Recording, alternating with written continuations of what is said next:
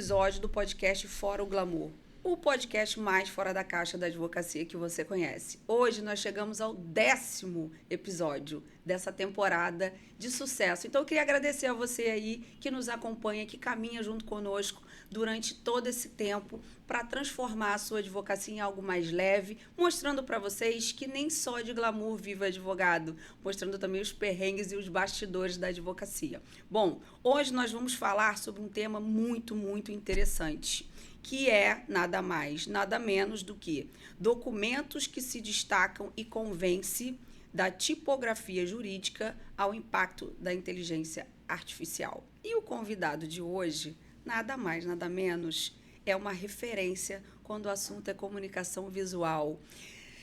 Eu estou emocionada, né? Porque não é uma pessoa simples que está na minha frente, é nada mais, nada menos do que o Júlio da tipografia jurídica, que tem nada mais, nada menos do que 8.000 alunos. Ele já impactou a vida dessas pessoas e é muito legal trazer pessoas aqui que realmente transformam a vida das outras pessoas pelo seu trabalho, pela dedicação que você tem. Eu cheguei até você pelas redes sociais e eu acho isso incrível, né? A gente nunca se viu.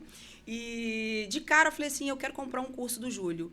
E o Júlio não vai me deixar mentir que quando se trata de fazer petição, parece simples, né? Mas eu já vi cada coisa bizarra e eu tenho certeza que o Júlio também.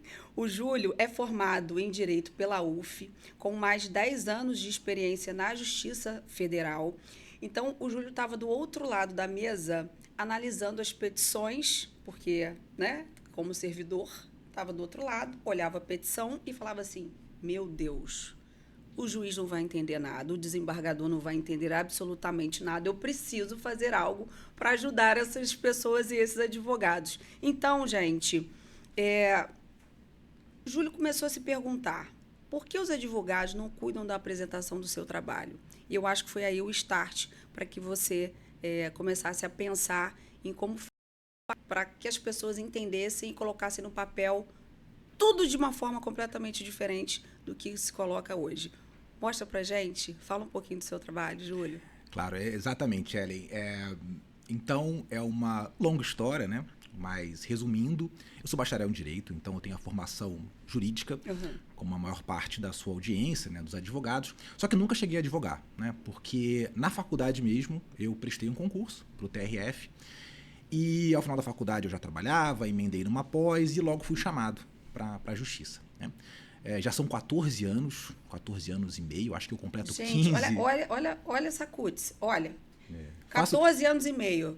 Deixa aí o contato do dermato, não é possível, Júlio. 14 anos e meio. Não tem condição. Fala. O dermato me mata o dia inteiro na frente do computador pegando luz UV. Deve ser isso, não vejo o sol, né? É o único segredo. Mas então são praticamente 15 anos, né, de justiça e 5 de tipografia. Então a tipografia surge ali com 10 anos dessa experiência.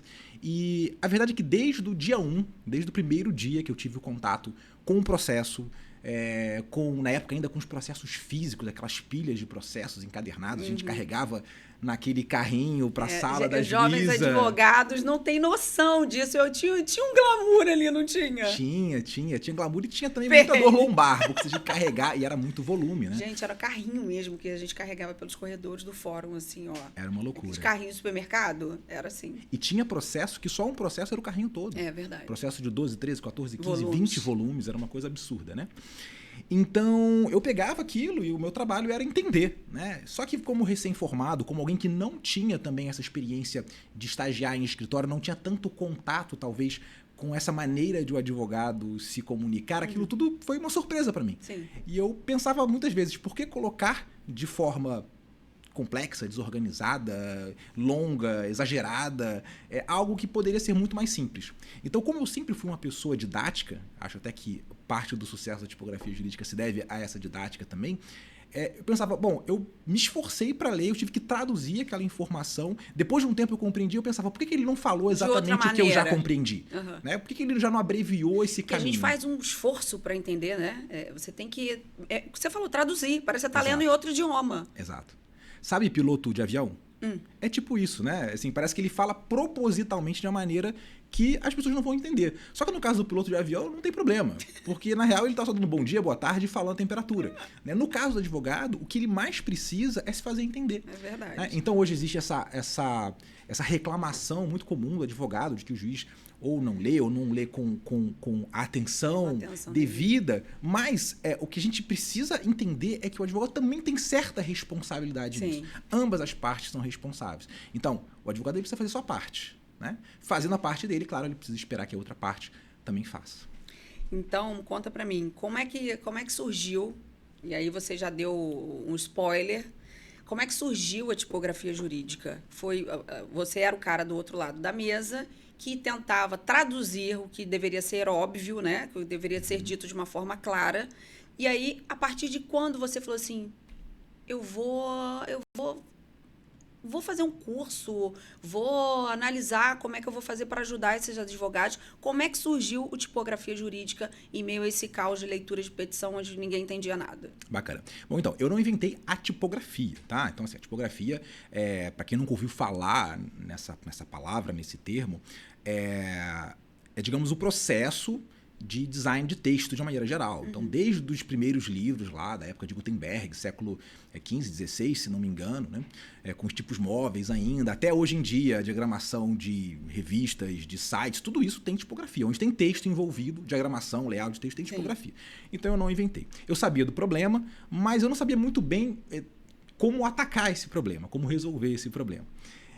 E aí, mas eu sempre fui muito curioso, uma pessoa também com uma veia empreendedora que queria fazer algo além da justiça, né? Eu falava até para meus colegas, olha, eu não quero me aposentar aqui. E nada contra a justiça, é só um movimento meu mesmo, né?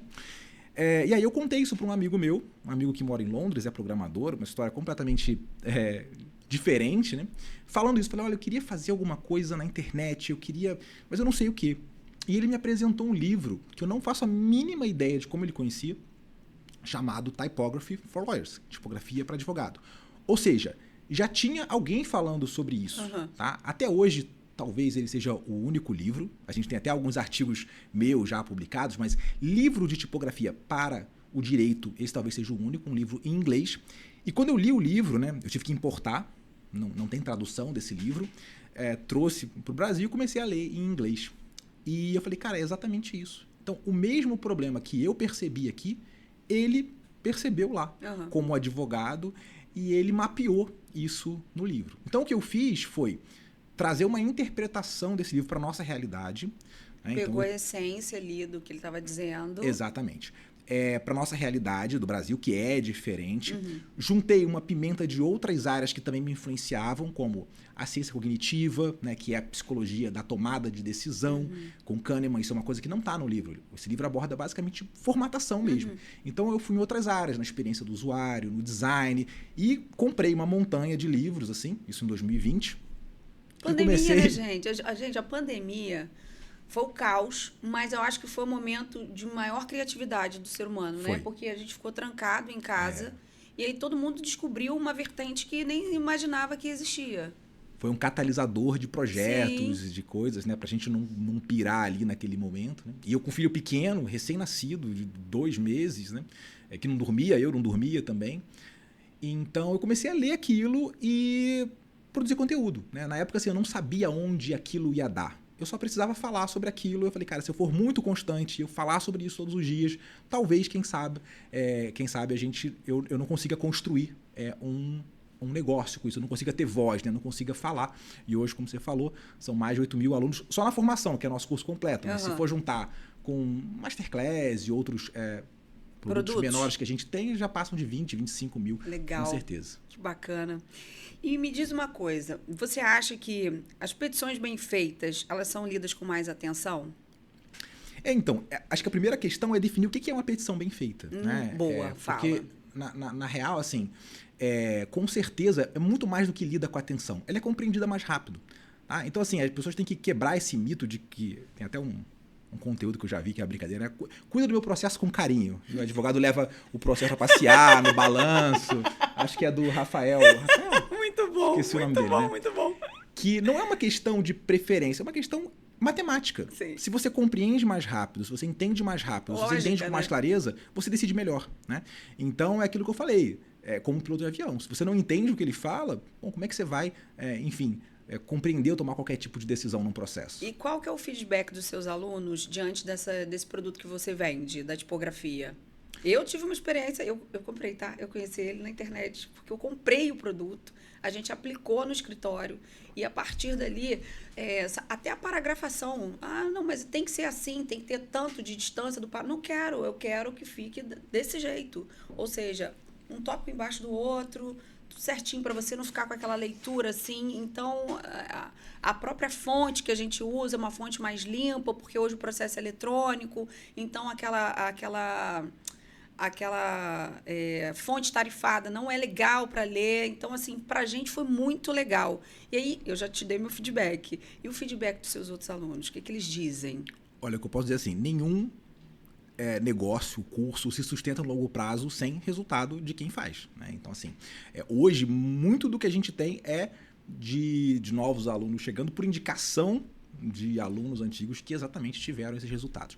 E aí é importante destacar que quando a gente fala de tipografia jurídica, por conta da gente ter bebido nessas outras áreas, a gente não fica restrito apenas à formatação. A formatação ela é um meio, né, para atingir ali um objetivo. Então a gente tenta utilizar de estratégias mesmo no processo. Então, por exemplo, quando a gente fala de como destacar corretamente, de o que destacar, de quanto destacar, quando a gente fala em qualidade da informação como concisão, especificidade, objetividade, quando a gente explica para o advogado o que é de fato objetividade, que não é necessariamente ser breve. Então são várias coisas que a gente começa a refletir e vai muito além, por exemplo, da escolha da fonte, do recuo, que é muito importante também, né? Por isso que a gente divide em formatação técnica e persuasiva, ou estratégia, né? Técnica, porque ela segue métricas, ela obedece critérios técnicos de tipografia. Então, ela é limpa, ela tem boas margens, ela tem os espaçamentos corretos. Esse é o primeiro passo. Mas o segundo passo é ela ser técnica e persuasiva ou estratégica, que é pensar esses elementos de uma maneira estratégica. Então, é colocar um elemento visual, uma linha do tempo, fazer um destaque correto, criar um resumo. Sim. Tudo. Eu gosto muito. Pode tossir, não tem problema não, aqui é vida real. Momento fora o glamour ao vivo. Pode tossir, Júlio. Mas... Foi uma engasgada leve. Essa linha do tempo é algo que ninguém faz. Pois é. E se você parar para pensar, praticamente toda causa jurídica envolve fatos no tempo, né? Então, a primeira coisa para você compreender eu fui, reclamei, não aconteceu, depois eu fui de novo, é uma linha do tempo. Sim. Quase tudo que você narra em fatos são linha do tempo. Então, não que isso impeça você de escrever, mas olhar uma linha do tempo é uma experiência de compreensão mais rápida e efetiva, né? Te dá muito mais clareza, uma perspectiva muito melhor sobre aquilo. E ainda hoje, porque você continua analisando essas petições, creio eu, né? Sim, sim. Quais são os erros que ainda hoje você vê com muita frequência? São os mesmos que você viu quando você criou o curso ou tem erros novos, assim, por assim dizer? Sim. Não, são os mesmos. É interessante porque, apesar da gente ter impactado um número muito grande de pessoas, a gente tem uma voz grande hoje, Instagram, 200 e tantos mil, YouTube, etc., nós ainda somos minoria, para falar a verdade, né? Então, eu vejo na prática que a mudança já chegou, então já vejo o impacto realmente em algumas petições. A gente identifica pontos ali que foram pontos que surgiram com tipografia jurídica, o que não quer dizer que sejam alunos, mas, enfim, que são pessoas que já estão bebendo dessa fonte. Mas, para muitos, isso ainda é uma coisa completamente distante ou desconhecida. Então, os erros são os mesmos, né? Petições longas demais, excesso de destaques. Então, coloca um monte de destaques. Não, caixa alta, que você está gritando com o jogador ali. Eu vejo muita petição em caixa alta. A Paula está no bastidor ali assim. Foi servidora, também via isso toda hora, né? As pessoas confundem, né? Porque... é claro que, naturalmente, é uma forma de dar ênfase, né? Tudo que é diferente cria ênfase, né? Então, é como uma cor. Se a gente está com uma cor branca sobre o fundo preto, você tem um contraste, você tem ênfase. Se você coloca caixa alta... e aquele amarelão por trás, que coisa linda. Fica lindo de se ver, né? Exato. Muito. Belíssimo. Uma obra de arte. Mas você pode acabar criando um destaque que isso justamente soa rude, que soa inadequado, mas... para além da forma de destacar, existe um grande erro na maneira de destacar, no pensamento. Então, muitas vezes se destaca termos completamente de nenhuma importância para quem vai decidir. Como, vou dar um exemplo, né? Excelência, isso é um absurdo. Aí vai lá e destaca. Muito bom. E o que eu falo é, toda... Imagina a cara do juiz lendo aquele negócio. Toda causa que chega no judiciário é um absurdo. Quer dizer, se não fosse um absurdo, nem no judiciário não chegaria. litigando. Exatamente. É justamente por ser um absurdo que virou uma lide que está sendo litigado. Então, toda causa é um absurdo, teoricamente falando, né? Só que o fato da pessoa estar indignada ou a pessoa está passando muitas necessidades são questões muito genéricas e que não ajudam em nada. Sim. Nenhum juiz vai decidir assim, olha, defiro a tutela... Vai decidir pelo direito e não pela subjetividade da fala ali. E pelos fatos. Porque, eu defiro a tutela porque a pessoa está muito necessitada. Necessitada é uma palavra vaga. O que é necessitado? Como ela está necessitada? Necessitado, para mim, é algo que para você pode ser outro. Exatamente. Então, dizer, a pessoa está sem receber nenhum valor. Isso é um critério objetivo. Você realmente a pessoa está com renda zero. Isso é uma questão objetiva. Então, essa maneira de falar, que é quase uma retórica barata, tá? Que vai falando assim, coisas emocionais, achando que vai convencer o juiz pela emoção, né? E, de fato, o emocional exerce um papel na tomada de decisão, mas não assim. Não é colocar isso em absurdo em caixa alta com um marca-texto amarelo que vai emocionar. Ô, Júlio, com tantas ferramentas de inteligência artificial produzindo texto jurídico, você acredita que a forma ainda importa?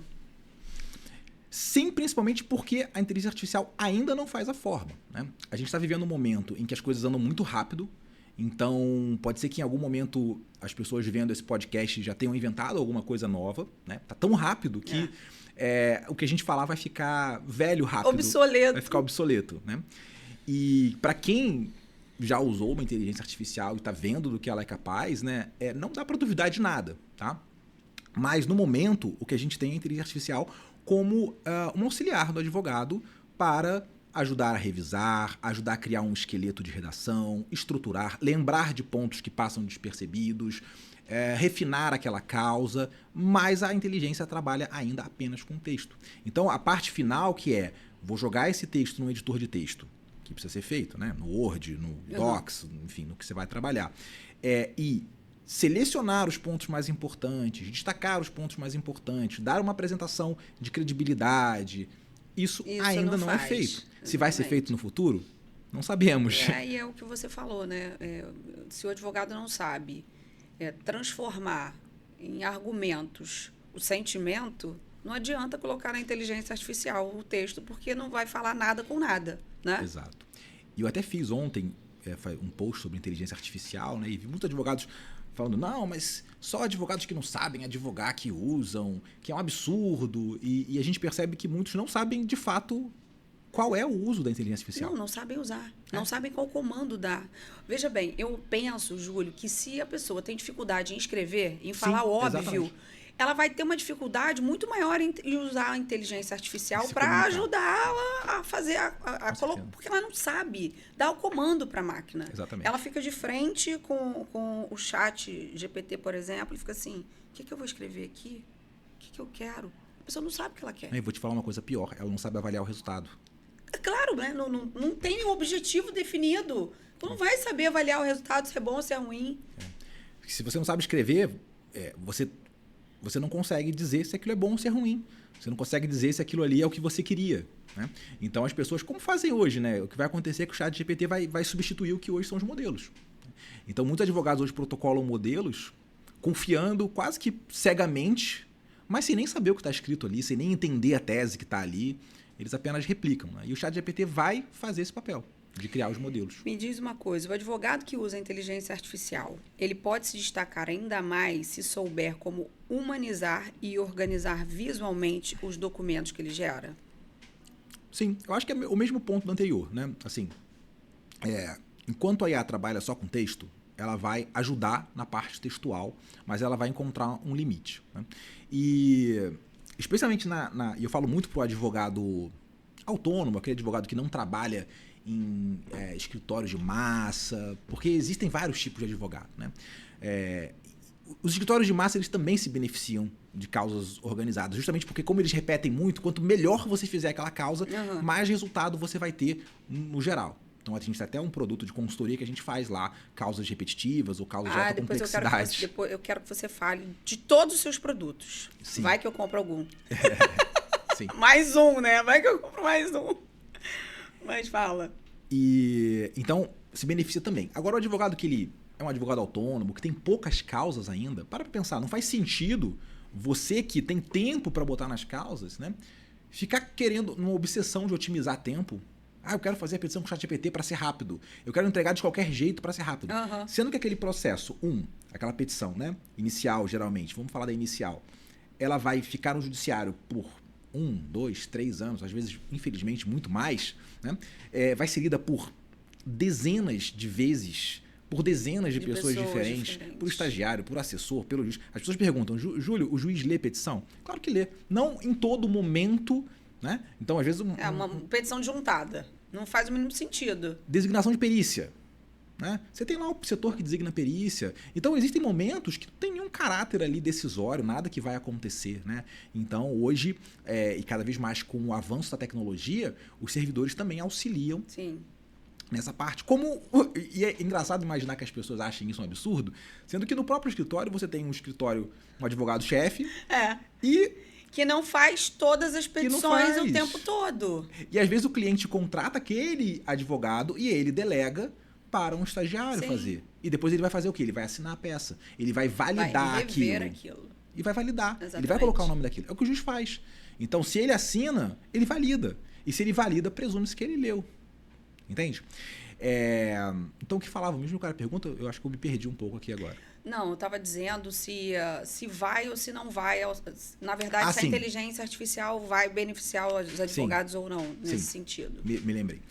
Então, não faz sentido a gente ficar nessa obsessão de economizar tempo. Eu acho que a gente tem que pensar nas ferramentas para aprimorar mais o trabalho. Então, você vai usar o ChatGPT para pensar melhor a sua tese, para redigir melhor, para deixá-la mais concisa, para revisar algumas questões. Eu mesmo uso assim, você vai dialogando, né? Pegando ideias, aproveitando. Então, eu já criei conteúdo com o ChatGPT, ele me cria, mas eu não vou colocar aquele conteúdo pronto. Né? Eu vou ajustar, eu vou pegar, poxa, ele lembrou de uma coisa aqui... Dá uns insights que você fala assim, não pensei nisso. É muito bom. Falei, essa aqui, essa frase tá ótima. Né? É uma conversa que se tem. Eu gosto muito também. Mas essa parte artesanal, quer dizer, de no final você pegar e... eu vou colocar aqui, vou criar um resumo com marcadores, vou criar um resumo com uma tabela, vou criar uma linha do tempo, né? Isso... Eu gosto de fazer isso muito em memoriais. Sim. Porque o memorial é algo que você tem que ser conciso. Sim. Você não pode entregar um memorial com 7, 8, 10 páginas, porque isso às vezes é mais do que contém na apelação. Sim. E eu vejo isso acontecer. Meu marido é magistrado, então ele já foi advogado, é magistrado, então é legal que ele tem um olhar duplo ali. Ele fala assim, gente, como que eu pude fazer isso dessa maneira? Hoje eu estou do outro lado. Então, ele gosta de falar para os advogados também. Ele fala muito comigo e eu gosto de trazer isso para o meu público, porque ninguém fala sobre isso. Ninguém fala, olha, você está sendo prolixo. E muitas das vezes o colega que trabalha com você não vai falar mesmo. Ele quer mais que você seja prolixo mesmo, porque para a causa dele andar mais rápido que a sua, ele ter mais efetividade no direito dele que você. Então, eu aplico isso nos memoriais. Eu gosto de fazer linha do tempo, justamente porque os meus memoriais não são extensos. Sim. Eles vêm, dizem a que veio e pronto, acabou. Aquilo ali é um resumo da apelação ou do agravo, enfim, do recurso que já foi para o judiciário, que já foi para o gabinete do juiz. Então, eu vou ali para despachar aquilo, para trazer a ele, olha, a lembrança de que aquela apelação contém aqueles pontos essenciais. E eu faço muito linha do tempo. Eu acho que ajuda demais. Legal, com certeza. Memoriais, especialmente, né, ter recursos visuais, bons destaques, botar ali realmente só o que é extremamente importante. Eu recomendo geralmente memorial de 1 a 2 páginas. É assim, isso. Então, sabe? Vitor fala isso direto. 3 páginas no máximo, hein? Não fica entregando memorial. Se você abre na mesa, assim, 2 páginas e vê mais do que isso. Se for um calhamaço ali, já perdeu o objetivo. Júlio, agora fala pra gente um pouquinho dos seus produtos, né? Você já falou como que surgiu a ideia da tipografia. Parabéns, porque assim, o seu produto é incrível. Eu não trouxe ninguém aqui nunca para falar de produto efetivamente, mas eu experimentei o seu, funcionou. E eu queria que você falasse um pouco dos seus produtos, da esteira de produto que você tem, para quem está nos assistindo poder prestigiar aí o seu trabalho e aplicar no dia a dia. Certo. Antes de eu falar, eu vou fazer uma última reflexão sobre essa pergunta que me surgiu várias aqui reflexões, enquanto a você casa é perguntava, né? Que as pessoas perguntam isso. Ah, Júlia, mas é importante o advogado fazer os recursos visuais? É importante o ChatGPT? E aí, você para pensar. O dia que o ChatGPT fizer a petição perfeita, fizer os destaques perfeitamente, fazer a estratégia, de que servirá o advogado, né? Então, é engraçado que às vezes as pessoas reclamam assim, mas o ChatGPT ainda não entrega uma petição muito boa, isso não é bom. Gente, mas esse trabalho do advogado, né, do ChatGPT. Que bom! Que bom! Que bom que você tem alguma função ainda. Então, assim, o advogado hoje, ele precisa se preocupar cada vez mais em ter um olhar estratégico diferencial. Sim. Porque o trabalho simples do advogado, ele já foi substituído. As pessoas não perceberam, mas aquele advogado que está no escritório para pegar um modelo e substituir um caso concreto, colocando os dados do caso concreto no modelo, esse advogado já morreu. Esse cara já está fora do mercado. Então, se ele não souber entregar algum valor diferente para o escritório, para o cliente ou para a advocacia dele, ele vai sumir do mapa, né? E assim, infelizmente, quando a gente vê o nível de alguns advogados, a gente percebe que tem um grande grupo de advogados justamente nesse ponto. Né? Assim, é uma loucura pensar isso. E aí vem, né? Porque a advocacia é uma droga. Porque eu larguei a advocacia, eu virei... Nada contra, tá, gente? Deixei a advocacia, fui dirigir Uber, por exemplo. Sim. Ou fui trabalhar em outra área, porque a advocacia não dá mais o valor que dava antes. Não. Qual é o valor que você apresenta para o seu cliente com aquilo que você entrega? Você vai ser mais um na multidão? Eu não quero ser mais uma na multidão. Eu digo que a inteligência artificial e a tecnologia veio para nos ajudar, nos beneficiar. E eu acho que quem não souber manipular essas ferramentas vai ficar fora do mercado de trabalho. Você vai ser substituído por alguém que trabalhe melhor com essas tecnologias e inteligências ali disponíveis no mercado. Você tem que saber, mas você tem que saber o óbvio, que é o quê? Direito. Saber como se portar, saber como se posicionar, saber como conduzir uma reunião. Porque direito e advogar, né, Júlio? Eu sei que você não advogou, mas você está do outro lado do balcão, vendo e atendendo advogados. Você sabe que se o advogado não tem uma boa postura, se ele não tem um bom vocabulário, se ele coloca na petição de uma forma errada aquilo que muitas vezes ele sabe, tem conteúdo pra caramba, mas coloca de uma forma equivocada no papel e ele não consegue dizer o óbvio. Sim. Então, são várias...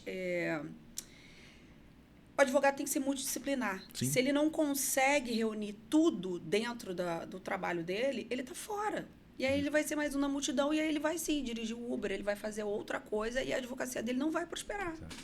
E o futuro ele é imparável. Outro dia eu vi alguém falando assim, olha, eu nunca vi desinventarem alguma coisa. Então não importa qual é o seu sentimento e associação em relação à evolução das coisas, né? Das ferramentas, do ChatGPT ou do que quer que seja. Né?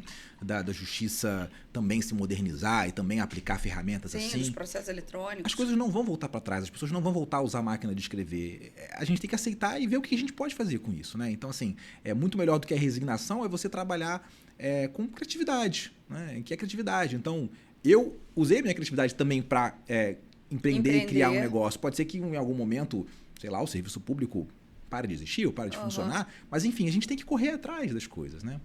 E aí fala um pouco mais dos seus produtos. Ok. Bom.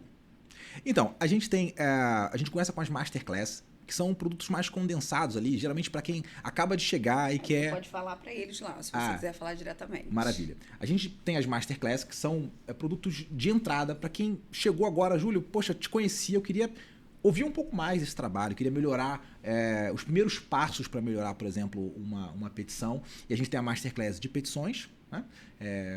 E a masterclass de propostas. Então, uma é voltada mais para o judiciário, eu trago um pouco mais da minha experiência, falo sobre esses aspectos de formatação de peça, e o outro é mais voltado para a parte comercial e de conquista de clientes. Então, que a gente vai falar mais de quê? De proposta, de honorários, porque é um documento completamente diferente, as técnicas são diferentes. Não, e as pessoas não sabem fazer proposta de honorários. Não sabem cobrar honorários. Não sabem. Que é pior. Sim, é terrível. E você imagina um cliente que fez contato com 10, 12 advogados, e aí, você apresentou sua proposta de uma maneira que desvaloriza o seu trabalho. Né? E assim, eu sempre falo, o momento em que o cliente toma a decisão no momento que ele está olhando ali para aquela proposta. Né? Então, você tem que, de certa forma, passar algumas qualidades ali nas entrelinhas, um profissionalismo, sabe? Que é, por exemplo, esse podcast. Quando falam da questão visual, da importância de aspectos visuais, imagina se esse podcast aqui tivesse com uma webcam, um microfone da webcam, quem ia parar para ver? Exatamente. Quem ia parar para te dar credibilidade? Ah, Júlio, mas isso não é preconceito? Não, isso é um fato da vida. Entendeu? Eu trouxe aqui uma amiga que ela trabalha com imagem pessoal. E aí ela fala, um exemplo que eu gosto de dar muito. Você vai no supermercado, vai comprar uma Coca-Cola, uma lata tá amassada, a outra tá perfeita. Qual que você escolhe na prateleira? Mesmo que não faça diferença nenhuma, você não simplesmente o conteúdo escolhe. é o mesmo, mas você não quer a lata amassada. Sim. Você não vai comprar a caixa de leite que tá ali toda torta. Perfeito. E aí, seguindo, a gente tem a formação tipografia jurídica, que é o nosso curso completo. Inclusive, teremos muitas novidades em breve, então são vários módulos, a gente fala desde a parte de formatação, de estratégia, de Word, que também é uma outra dificuldade dos advogados. Então, trabalhar com Word, formatar no Word, criar elementos visuais no Word, linha do tempo, destaque, todo tipo de elementos visuais, criar resumos, enfim, ela é super completa, um monte de professores convidados, a gente tem uns 12 professores de redação, português, oratória, enfim, é um curso super completo. Olha eu, que legal! E esse é nosso, digamos, o próximo passo e, de certa forma, o passo final em termos de tipografia jurídica para o advogado que quer ter um curso e aprender a fazer petições ou qualquer tipo de documento judicial, extrajudicial, enfim.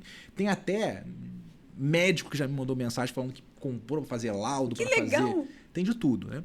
E aí, acima disso, nós temos as consultorias, que já são mais voltadas para escritórios de médio e grande porte, órgãos públicos, treinamentos e palestras. E aí esses são sob demanda, o pessoal manda um e-mail, a gente explica tudo, manda apresentação. Né? E como é que funciona esse trabalho para órgãos públicos? Então, geralmente eles fazem contato com a gente, entram lá na nossa página, a gente explica o trabalho e a gente cria sob demanda. Tá? A gente tem alguns modelos de negócio, por exemplo, um treinamento de 4 horas com tais temas. A gente já tem. Mas a gente atende a demanda do cliente. Então, olha, João, eu quero menos, eu quero mais, eu quero um dia inteiro, eu quero uma imersão, eu quero um laboratório, uma oficina. A gente vai montar de acordo com o que o cliente busca. A gente está com um trabalho super grande agora para o Ministério Público do Rio Grande do Sul. Olha que legal! Que a gente está reformulando as peças deles, então a gente vai... Ainda está em um processo de teste, etc. Né? Mas até o final do ano, possivelmente, vocês vão ver as peças do Ministério Público que são criadas por nós lá no Rio Grande do Sul. Que legal, Júlio! E, assim... Tem algumas limitações, porque eles usam sistemas online e tal, não é igual a um escritório, tem que pensar... É um trabalho super desafiador. Deve dar uma dorzinha de cabeça pensar nisso tudo, né? Desafiador, porque nem todo mundo sabe usar as ferramentas, tem que ser muito simples, né? Não é assim, eu vou fazer uma petição muito bonita. Porque você tem que ser prático. Você tem que considerar que são servidores de várias idades, né? Com certeza. E aí você esbarra em algumas limitações mesmo, porque Muitas. É uma questão de geração, né? Diferença de geração mesmo. E aí, justamente por isso, esse trabalho envolveu. Vai envolver, né? A gente está em processo. Treinamento, uma palestra presencial lá no Sul. Então, assim, tem a gente desenvolveu um escopo específico para esse cliente, que foi um dos maiores escopos que a gente fez até hoje. Então, depende do que o cliente me pedir, né? Se é só o documento, se é só o treinamento, se é só a palestra. Então, a gente faz então, tudo se ele isso. quiser, se quem está nos assistindo quiser comprar pacotes diferenciados, você também faz, você também atende, é isso? Basicamente. Sim, treinamento de equipe, palestra e consultoria de documento. Tudo que envolve isso a gente faz. A gente recentemente fez um contrato para uma imobiliária que queria melhorar o contrato, que era uma imobiliária de alto padrão. Né? Na verdade, um empreendimento específico. A gente criou um contrato para um empreendimento específico. E aí eu falo, né? Sobre valor de trabalho. Você colocar um investimento, mesmo que seja um investimento alto para um documento, né? Você pensar em alguns milhares de reais ou até mais para um documento, aí você fala assim, não é possível que alguém possa pagar 7, 10, 15 mil reais num documento. Eu falo, cara, imagina. Mas qual vai ser o valor que isso vai representar? Cada unidade é 2 milhões, sei lá, 2 milhões e meio, e você está falando aí de 300 unidades, 200 unidades. Você está falando de um negócio, de uma operação de... minha matemática aqui vai me entregar, mas de centenas de milhões. Mas de centenas de milhões. Então... Se você consegue abreviar o tempo de assinatura de um contrato, só o tempo desse dinheiro rendendo na sua conta já pagou. É verdade. Né? Então, assim, é uma perspectiva que a gente não pode ter aquela mentalidade de... É investimento, não é custo. Exato. As pessoas confundem custo com investimento. Exato. Júlio, agora chegou o momento fora o glamour, porque você deve ter vários. Vários. Eu queria que você me contasse aí qual foi um momento fora o glamour, tipo assim... Você pode escolher tanto dentro do empreendedorismo, né, dessa sua jornada de empreender com tipografia jurídica, ou até mesmo no judiciário, assim, de você ver e falar assim, socorro. Pode ser por petição toda estranha, para não falar outra coisa, ou dentro da sua área de empreendedor. Bom, eu acho que a vida... Perrengue, assim mesmo. Assim. É perrengão. Vamos lá, vamos tentar resgatar. Eu vou começar a falar e vou ver se eu vou lembrando aos poucos, né? O judiciário é total fora o glamour, tá? Tirando... Trago verdades! Assim, cara. Ó, pra quem conhece o prédio da Justiça Federal aqui do Rio de Janeiro, eu juro pra você, eu tinha medo de pegar o elevador. E eu tava trabalhando no último andar. Eu queria que vocês vissem a cara da Paola ali atrás, assim, fazendo assim. A minha esposa já foi lá, ela não entra naquele elevador. Ela vai subir os 15 andares sem elevador. E o prédio é um prédio dessa finura, assim... E é muito engraçado, porque ele realmente nem tem sala dos dois lados, é só de um lado. Ele é um prédio fino, que gente, quando bate assim vento, mesmo. Ele balança mesmo. Ele balança aquele prédio. Por várias vezes a gente mandou comunicados, porque eu já fiquei sozinho lá em tempestade e eu fiquei com medo. Ele balança e quando os ônibus passam na Rua da Conceição, ele treme. É um negócio terrível. Então, durante muito tempo lá, eu trabalhei feliz de estar perto de casa, mas assim, com certo medo, sabe? Sabe quando você vê aquelas notícias assim? Poxa, o prédio da Justiça caiu. Desabou. Eu achava que aquele prédio tava a um pé de cair. Assim, o elevador cabia, sei lá, 3 pessoas. Era desse tamanho, com aquela grade que fechava. É ainda, né? E eu não me lembro nem se tinha espelho, mas era uma sensação bem claustrofóbica, assim, era bem ruim. Mas enfim, sobrevivi, fiquei 2 anos lá e tal. O ponto é, tirando aquela coisa de tribunal que a gente vê, que o pessoal bota muito dinheiro, né? Especialmente TJ. TJ que é tudo um luxo. É o glamour, gente. O TJ é glamour puro. As vara de interior. Cara, é tudo... Você sempre foi servidor aqui? Ou você ficou ainda se deslocando de um local para outro? Você ficou... não, cheguei aqui... Sempre Grande Rio, né? Grande então Rio. Eu comecei na própria capital. Depois eu fui para São Gonçalo, que para mim era melhor porque eu ia de carro e perdia menos tempo. E depois vim para Niterói nessa vara. E estava no contrafluxo também de trânsito, né? Contrafluxo, que era ótimo o prédio de São Gonçalo, porque era um prédio alugado, né? Uhum. Então não era um prédio da Justiça, era um prédio alugado, que era ótimo, até ficou muito caro, eles entregaram. Hoje São Gonçalo está no Rio, Itaboraí está em Niterói, essa confusão toda. Mas esse prédio de Niterói era um perrengue diário lá. Agora, na tipografia, como a maior parte do trabalho ele se dá em casa, os perrengues maiores é o perrengue do empreendedorismo, né, cara? É o perrengue de... Dando aula, a internet cai. Sim, não, e no início, cara, eu com meu sócio, né, que a gente... E uma criança pequena, chorando, então eu me lembro de eu fazendo reunião... meu sócio nunca tinha ganhado 1 centavo. Ele não era meu sócio ainda, tá? Ele só estava entrando no projeto. Então, eu falei, gente, cara, o sócio dele ele conheceu na rede social, tá bom? Durante a pandemia. Simples assim. Aí fica aí você... não vou abrir meu negócio. Não conheço ninguém. Vida, azar. Olha só, o negócio deles voou.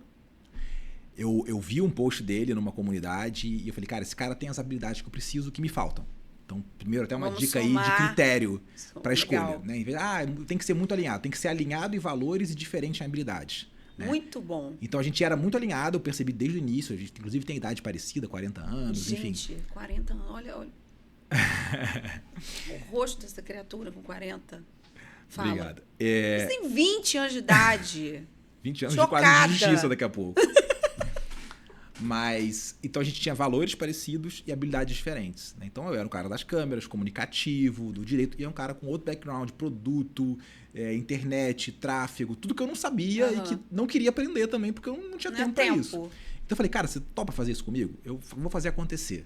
Ele acreditou por alguma razão que eu não sei até hoje, porque eu não acreditaria em mim, eu juro. Eu com os olhos fundos, assim, da pandemia, com a criança que não dormia. Com a criança chorando, sem dormir há dias. E as primeiras reuniões eram assim, na sala, o meu filho dormindo no quarto, a minha esposa dormindo no outro quarto, a minha esposa completamente exausta, porque o nosso filho dormia muito mal. E aí eu ficava responsável por ele, pelo menos até meia-noite, quando ele acordava. Então eu fazia reunião à noite, depois do trabalho, 10 horas da noite.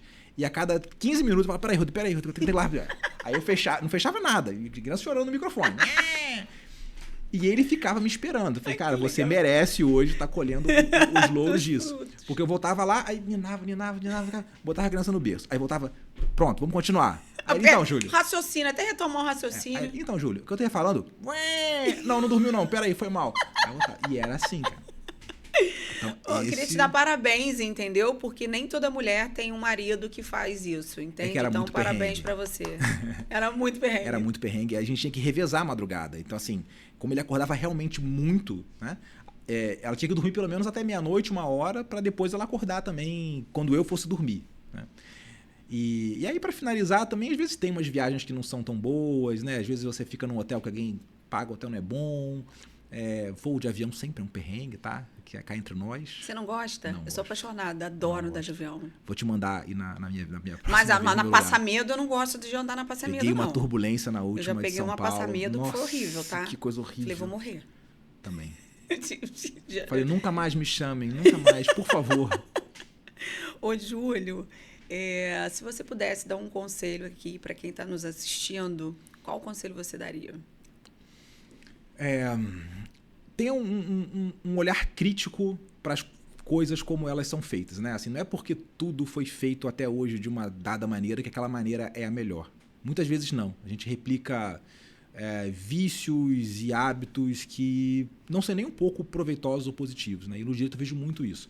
Uma falta de questionamento e uma falta de coragem para fazer um pouco diferente do que as pessoas fazem, né? Então o advogado vai lá, ele aprende a replicar o que alguém falou para ele, e tudo começou em 1850, a gente continua fazendo a mesma coisa, né?